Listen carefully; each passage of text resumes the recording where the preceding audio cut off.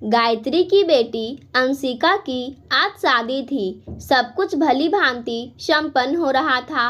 बारात भी एकदम सही समय पर आई। ठीक 8 बजे अंशिका और अनिमेष का जयमाला भी हो गया। सुंदर जोड़ी, भव्य सजावट, बढ़िया इंतजाम और बेहतरीन खाने के लिए लोग तारीफें करते और बधाइयाँ देते नहीं थक रहे थे। अंशिका की माँ गायत्री ने धन्यवाद देते हुए सबका दिल खोलकर स्वागत किया, किंतु उसके मन में पति अरुण की कमी एक टिस बनकर उभरती ही रही। अरुण की 10 वर्ष पहले अकस्मात एक दुर्घटना में हुई मृत्यु ने उसे अकेला कर दिया था।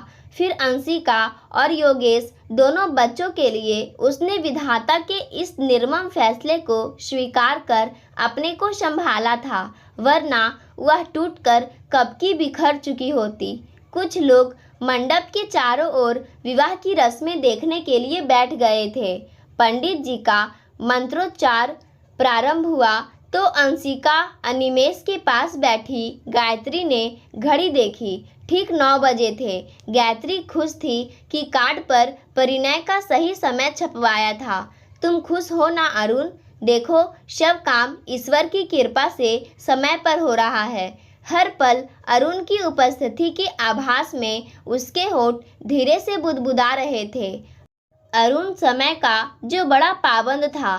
गायत्री ने अंशिका का पीछे से सरकता आंचल ठीक किया तो अंशिका ने अपनी बड़ी बड़ी पलकें उठाकर गायत्री को बड़े प्यार से देखा और मुस्कुरा दी। उसका देखने का अंदाज बिल्कुल अरुण जैसा था। गायत्री मुग्ध सी बेटी को निहारने लगी। हमारी अंशिका दुल्हन के रूप में कितनी प्यारी लग रही है ना अरुण? ईश्वर इसे सदैव खुश रखे, यूं ही मुस्कुराती रहे, कहीं मेरी ही नज़र ना लग जाए इसे। उसने अपनी आंख से हल्का सा काजल लेकर उंगली अंशिका की ओर बढ़ाई ही थी कि उसे लगा जैसे अरुण ने उसकी कलाई रोक ली हो। ना, क्या करती हो गायत्री? इतने प्यारे चेहरे को गंदा करोगी क्या? वह रुक गई थी। हाँ, कहाँ मानता था अरुण ये सब। अपने जीते जी कभी भी बेटी को काला टीका नहीं लगाने दिया। गंदा करोगी हमारी बेटी को? वह मुस्कुराकर उसे गोद में छुपा लेता था। अरुण के ख्यालों में वह यंत्रवत पंडित जी की पूजा सामग्री की मांगों को पूरा किए जा रही थी।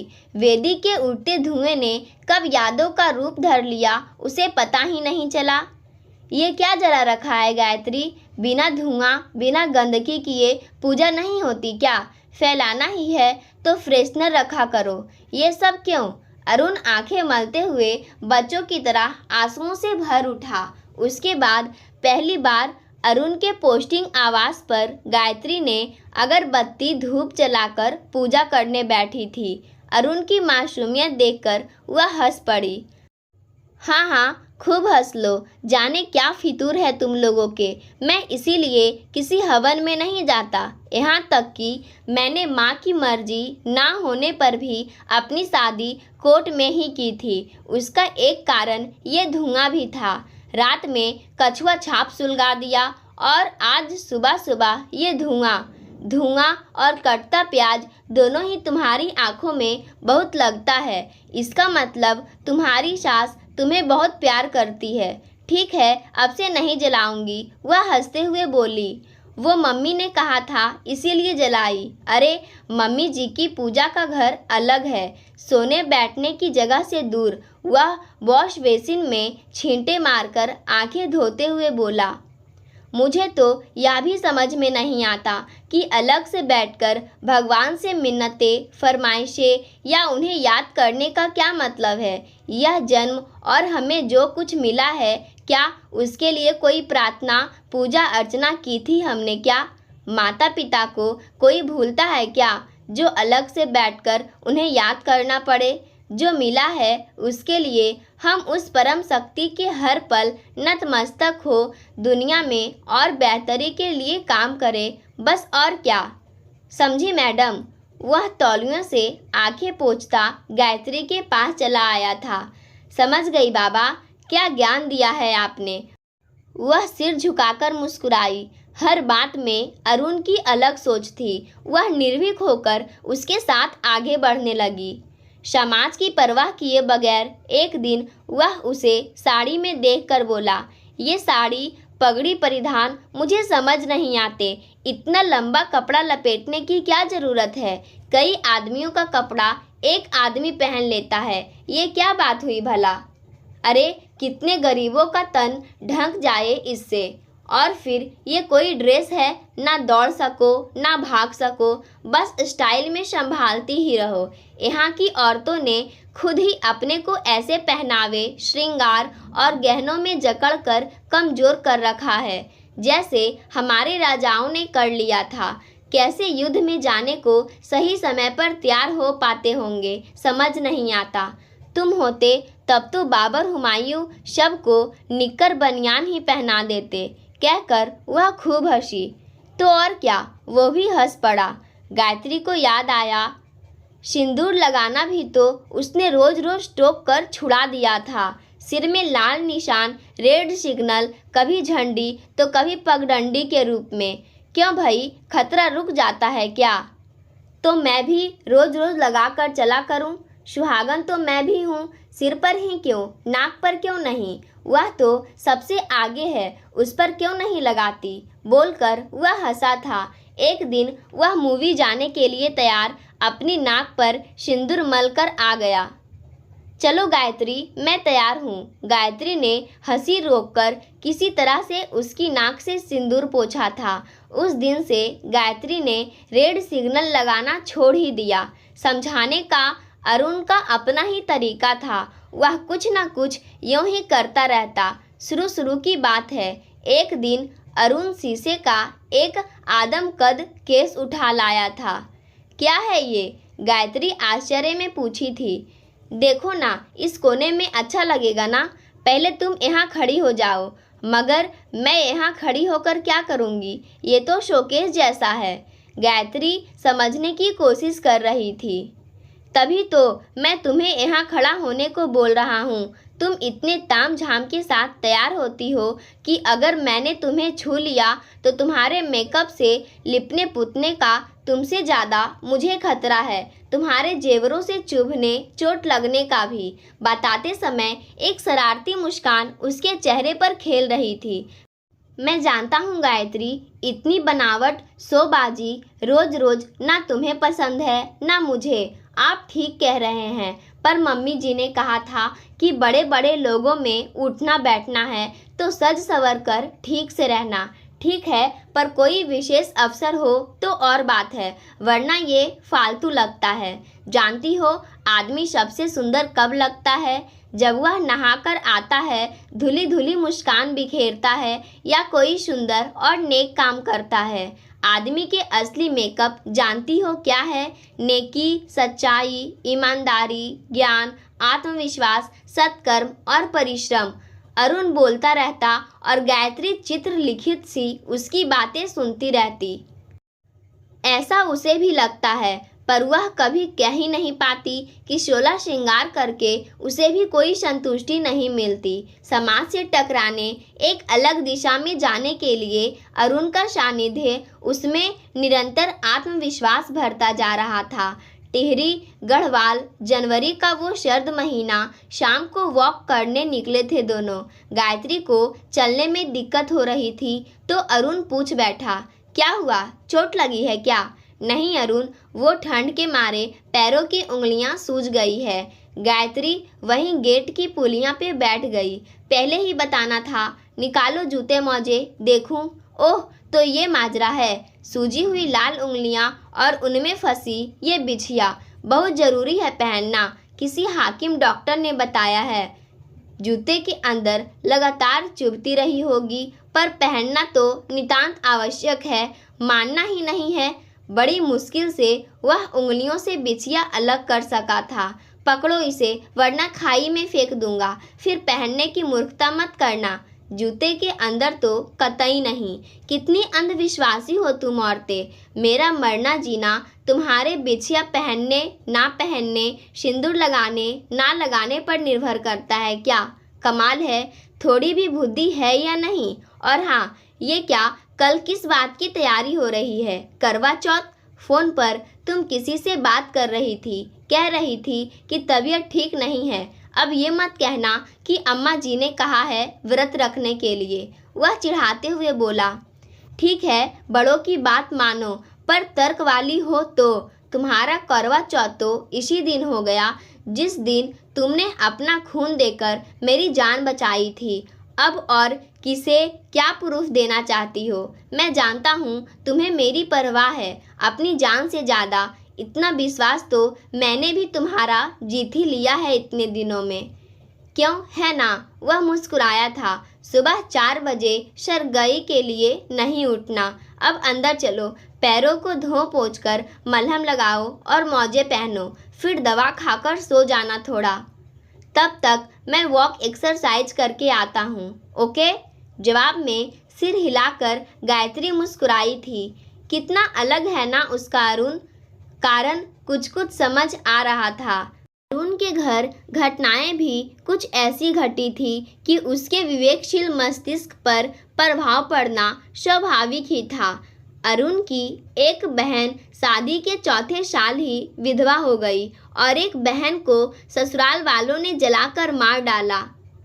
दोनों ही शादी से पहले ही अम्मा के साथ करवा चौथ आदि का व्रत नियम पूर्वक किया करती थी। फिर उसके पिता का स्वर्गवास, जो इतने चाव से श्रृंगार वगैरह करके इतनी आस्था के साथ तीनों उपवास व्रत किया करती, उनके फीके रीते सपाट चेहरों ने उसे पूजा पाठ रीति रिवाज सभी से विमुख कर दिया।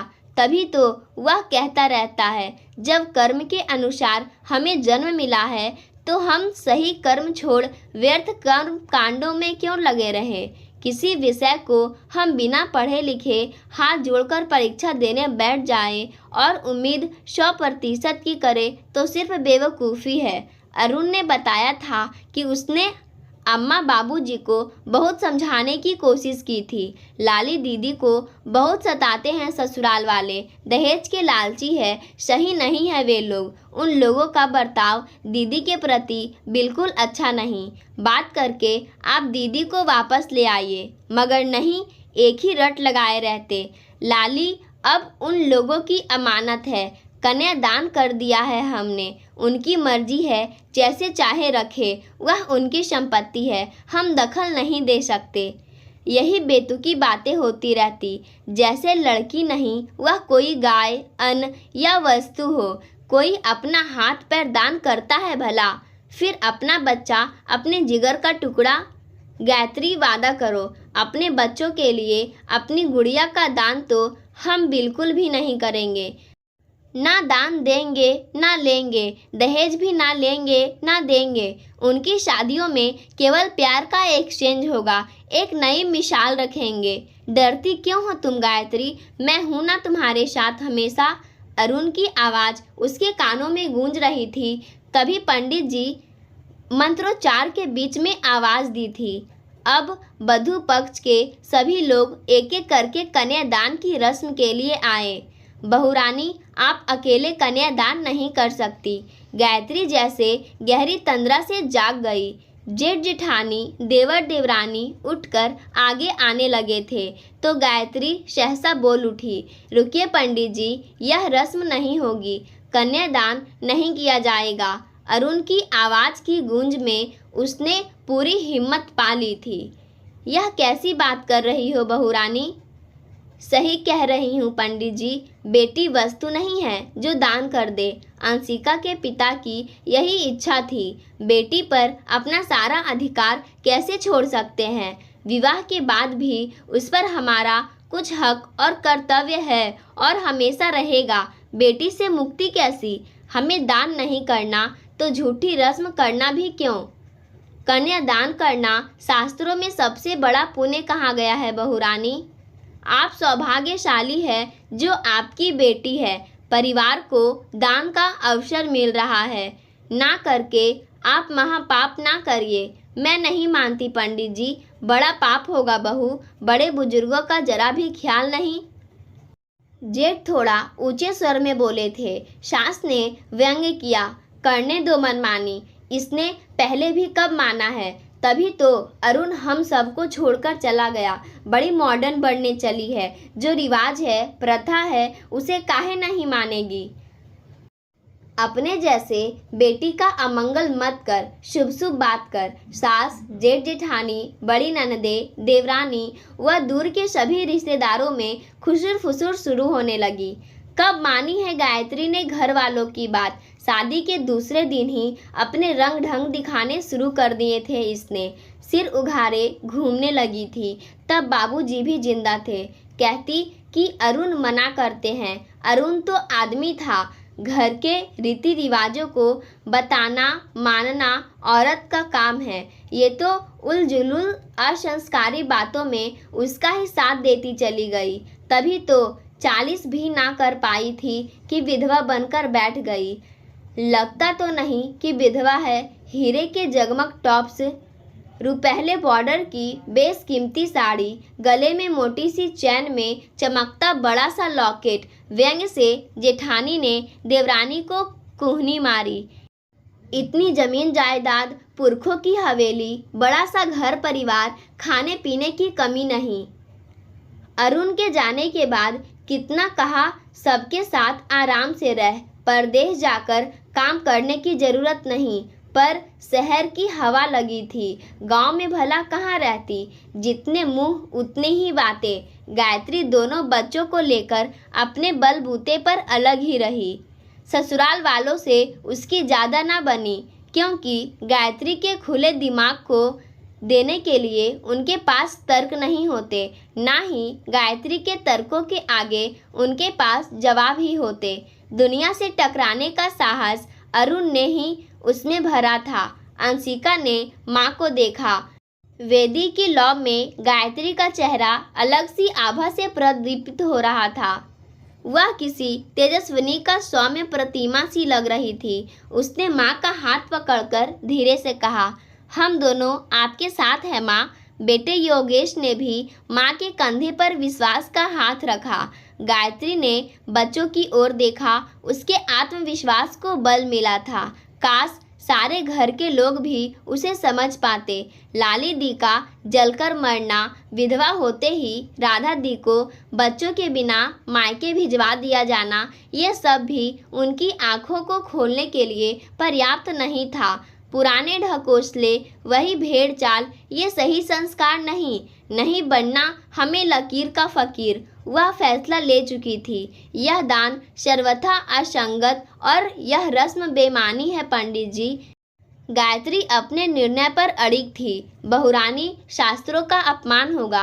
हठ ना कीजिए। शास्त्र भी व्यक्ति के ही लिखे हैं। वह उस काल और परिस्थितियों को देखकर लिखे गए होंगे। अब समय बदल गया, दुनिया बदल गई, कानून बदल गया, तो रिवाज क्यों ना बदल जाए। बेकार की बहस से कोई लाभ नहीं पंडित जी।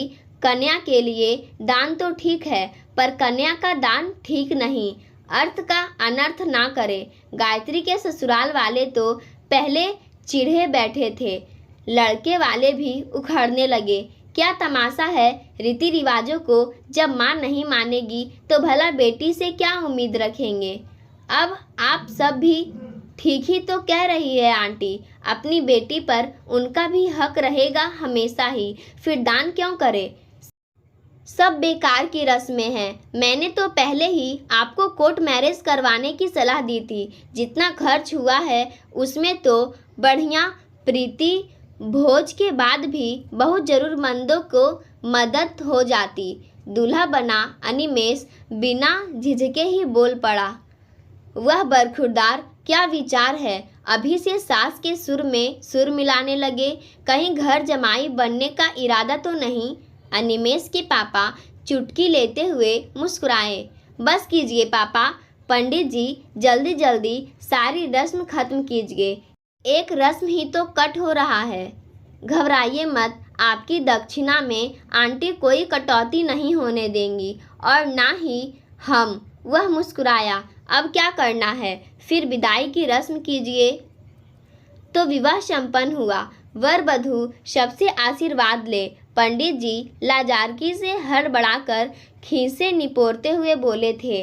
अंशिका और अनिमेष ने पंडित जी के चरण स्पर्श करके हाथ जोड़े और माँ का आशीर्वाद लेकर सबके आशीर्वाद के लिए चल पड़े। वे हाथ जोड़कर एक एक कर सभी के पैर छूने लगे। कुछ लोग मुंह बनाकर पीछे खिसक लिए, फिर दिखावे में उन्होंने भी आशीष दे ही दिया। अरुण और गायत्री के दोस्तों ने दिल से दुआएं दी। अंशिका और अनिमेष गाड़ी में बैठने से पहले गायत्री के पैर छूने झुके तो गायत्री ने उन्हें गले से लगा लिया। लाख रोकने पर भी उसकी आंखें छलक आई। कंट्रोल गायत्री, कंट्रोल, तुमने कर दिखाया कुछ अलग और सही। वेल डन गायत्री, ये बेहद खुशी का क्षण है। हमारी गुड़िया को बहुत अच्छा जीवन साथी मिल गया। दान नहीं किया है तो बेटी पराई भी नहीं हुई, बल्कि कुछ और महत्वपूर्ण अपने रिश्ते जिंदगी में शामिल हो गए। चलो हंसो और मेरे साथ जोरों से आशीर्वाद दो। सदा सुखी रहो, गायत्री भरे गले से बोल उठी। अपनी आवाज़ के साथ उसे अरुण की आवाज़ स्पष्ट सुनाई दे रही थी। उसे लग रहा था मानो अरुण उसके पास ही कंधे पर हाथ रखे खड़ा है। अरे मम्मी भी नहीं रो रही है, अब तू क्यों रो रही है? जीजू पसंद नहीं क्या? तो अब भी बता दे, अगर कुछ गड़बड़ करेंगे तो मैंने तुझे ये मोबाइल फ़ोन इसीलिए गिफ्ट किया है, बताना मुझे। योगेश इस अंदाज में बोला कि अनिमेष के साथ अंशिका भीगी आंखों में भी हंस पड़ी और एक प्यारी सी चपत उसने योगेश के गालों पर लगा दी। पाठकों, आज की कहानी यहीं समाप्त होती है। धन्यवाद।